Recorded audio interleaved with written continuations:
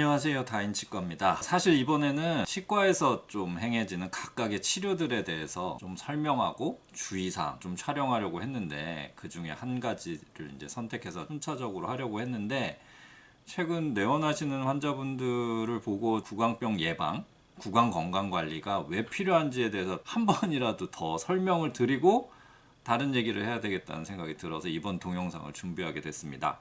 이전까지 제가 구강 예방을 위한 방법들은 충분히 설명했다고 생각해요.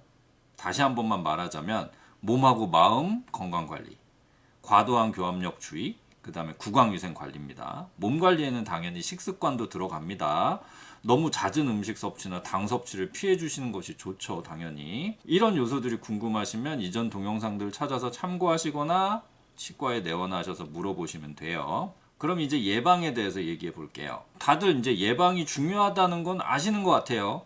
근데 사실 왜라고 물으면 구체적으로는 대답을 잘 못하세요. 돈 들어서라는 대답들은 하거든요. 근데 그 외에는 잘 없어요. 자, 이제부터 다양한 이유들이 또 있을 거예요. 근데 돈보다도 더 중요한, 예방이 중요한 이유에 대해서 몇 가지만 좀 대표적으로 좀 알아볼게요. 자, 첫째. 치과 질환의 심각도는요, 나이와 비례하지 않습니다. 이게 무슨 소리냐면, 어리고 젊다고 충치가 덜 생기고 진행이 느린 거 아니에요. 오히려 진행이 빠르고 심해지는 경우가 많아요. 자, 예를 들어 볼게요. 최근에 저희 치과 환자 중에 젊은 분이었는데, 신경이 진짜 이게 충치를 제거하고 나니까 신경이 비쳐 보일, 정말 하늘하늘 보일 정도로 그 정도로 충치가 심해서 오신 분이 있어요. 근데 나이가 젊으시니까 충분히 설명드리고, 이거는 인내이 진행해봤는데 아프시면 신경치료 가셔야 된다. 그래도 인내이 해보시겠냐? 신경치료 해야 될 가능성이 높긴 하다라고 말씀드리고, 본인이 선택하셔서 인내이로 진행하신 분이 있어요. 근데 그분이 인내이로 어떻게 선택하게 됐냐라고 물어보니까 부모님한테 전화를 해봤는데, 부모님이 야, 네 나이에 무슨 벌써 신경치료야, 이렇게 하셨대요. 그래서 그냥 인내이로 하셨다고 그러더라고요. 그 충치가 얼마나 심각한지 이런 거는 듣지도 않으시고 나이로 갖고 그렇게 하셨대요. 여러분, 감기 같은 건 젊으면 빨리 낫죠. 근데 치아 우식, 그러니까 충치는 나이가 몇 살인 건지 상관이 없어요. 젊어서 충치가 많이 발생하고 심각하게 진행되는 경우가 더 많지, 뭐 나이랑 그런 거 상관없어요. 그런 걸로 몸 건강하고 자꾸 착각을 하시고 이렇게 생각하시는데, 그리고 국가구강검진 같은 경우도 40세를 기준으로 해서 잇몸 질환 발생 정도를 확인을 해요, 처음으로. 그러니까 40세를 넘어가면서는 잇몸 질환 문제가 더 된다라는 거죠. 그 전에는 충치가 더 문제라고 보는 거고. 치과 질환은요, 나이에 상관없이 진행되는 거예요. 사람과 상황에 따라서 진행할 때 무섭게 진행하는 경우 생각보다 많아요. 그러니 나이가 어리고 젊다고 예방을 안 하면 그 어리고 젊은 나이에 치아가 다 망가지는 거예요. 그리고 또 반대로 나이가 들어서 무슨 재미로 살아요? 보통 얘기하시는 게 먹는 재미로 사신다고 하잖아요. 다른 재미도 있겠지만. 그럼 나이 들어서 관리 안 된 치아로 뭐 얼마나 잘 드실 수 있어요. 그러니까 기타 다른 몸의 질환들처럼 착각하지 마세요. 치아가 잇몸을 뚫고 나오는 그 순간부터 건강관리는 필요한 겁니다. 언제까지요? 죽을 때까지요. 예방은 어릴 때만 하는 것도 아니고요. 나이 들면 끝나는 것도 아니에요.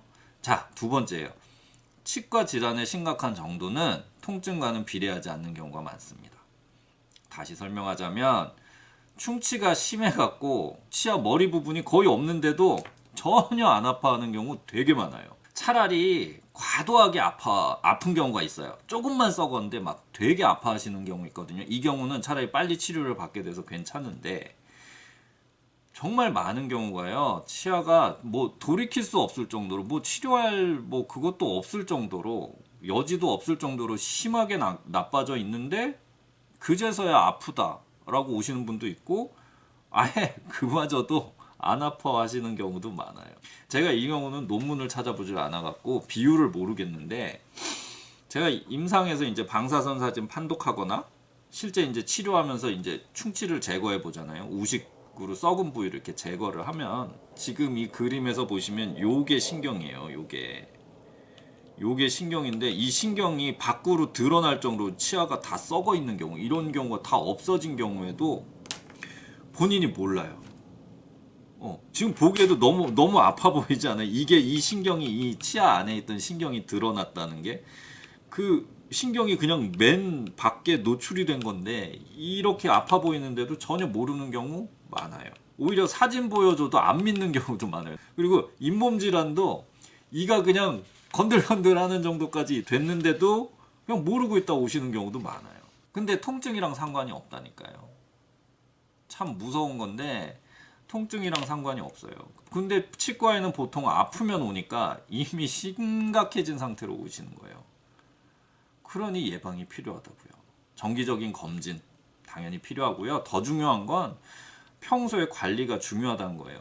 통증 느끼고 오면 통증 느끼는 건 누가 느껴요? 얘가 느끼잖아요. 이 안에 있는 얘가 느낄 정도면 이가 얼마나 없어진 거예요. 그러니까 너무 심각해서 바로 발치해야 되는 경우도 많아요. 그러니까 통증이 없어도 발치해야 되는 경우도 있어요. 통증이 없어도 통증이 있어서 오는 거는 차라리 다행이고 통증이 없는데 발치해야 되는 경우는 제가 아무리 설명을 해도 안 믿는 경우가 너무 많아요. 그러니까 예방이 중요한 거예요. 아파서 오면 이미 늦으니까. 아셨죠? 이것 말고 더 많이 있는데 요 세 번째까지만 하고 끝낼게요.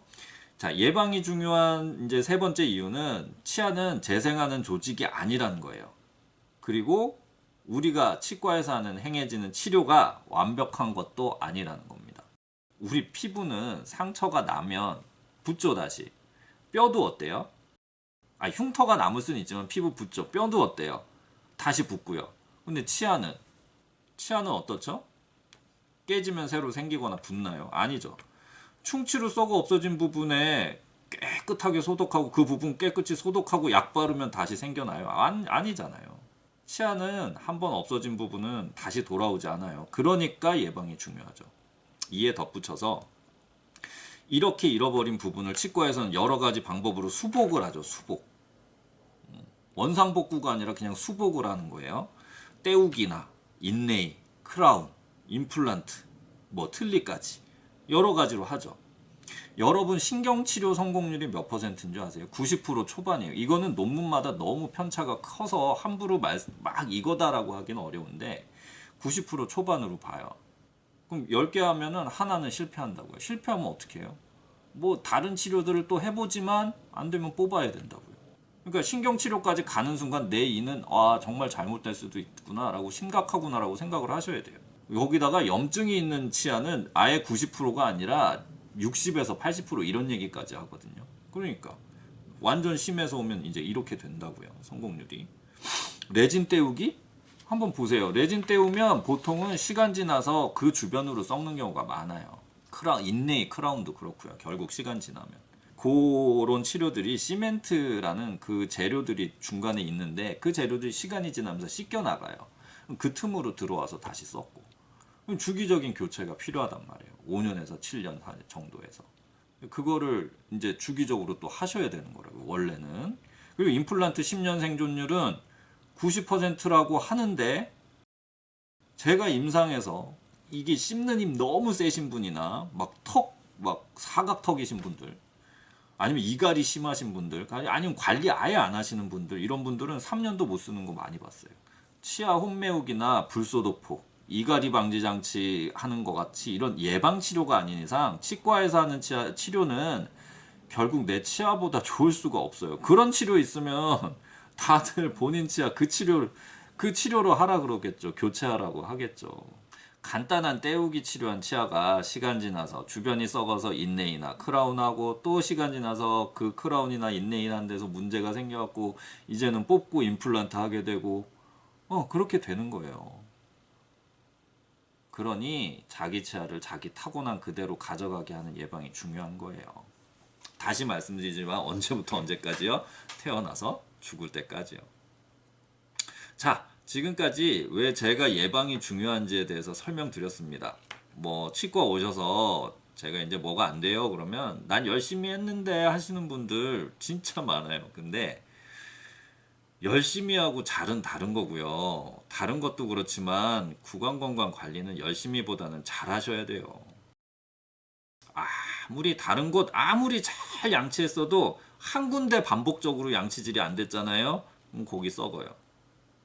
양치 또 아무리 잘해도요, 계속 음식 입에 물고 막 있거나 당류 엄청 많이 드시는 분들 썩어요. 양치랑 또 식습관 관리 아무리 잘해도요, 이악 물기하고 막 구강 악습관이라 그러는데 이렇게 막 꽉꽉 물고 있고 막 이갈이하고 이런 분들 이 깨지고 그 깨진 대로 썩고 부러지고 빠져요. 아무리 관리해도요, 치료한 부위 주변으로 썩는 경우 또 많아요. 그러니까 구강 건강 관리 예방이라는 거는 종합적으로 하시는 거예요. 당뇨 환자 관리하시는 것 같이. 식습관도 조절하고 양치 등 구강위생 관리 철저히 하고 이에 부하가는 악습관 조절하시는 거예요. 스트레스도 줄여주시고. 다들 이렇게 하면 막 어렵다 그거 어떻게 하냐 그러는데 아니 사실 가만히 생각해 보세요. 습관만 잘 들이시면 되는 거예요. 이왕 양치하는 거 하루에 한 번이라도 제가 추천드린 방법 있잖아요. 이전에 올린 동영상. 그걸로 꼼꼼히 잘 하시면 돼요. 굳이 몸에 좋지도 않은 당류 줄이시면 되고 몸 마음 건전하게 관리하고 마음 공부도 좀 해보시고 명상도 하시고 이를 악물어야 되는 그 운동선수 같은 사람들 아닌 다음에 굳이 이 악물지 않으면 되잖아요. 굳이 걷거나 운전하는데 왜 이 악물 구해야 돼요? 업무 보고 책 읽는데 왜 이 악물어요? 그럼 더 잘 돼요? 그거 아니잖아요. 너무 습관이 돼서 내가 못 고치겠다. 그러면 마우스피스 있잖아요. 저희는 마우스 가드라고 부르는데 그런 거라도 쓰시고 장치라도 쓰시고 이갈이 방지 장치라도 끼시고요. 나를 위해서 그 정도는 하실 수 있어야 된다라고 생각을 해요. 소 잃고 외양간 고친다는데 소는 돈 벌면 다시 사면 되는데 치아는 잃어버리면 그만한 거 못 사요. 돈이 아무리 있어도. 아셨죠?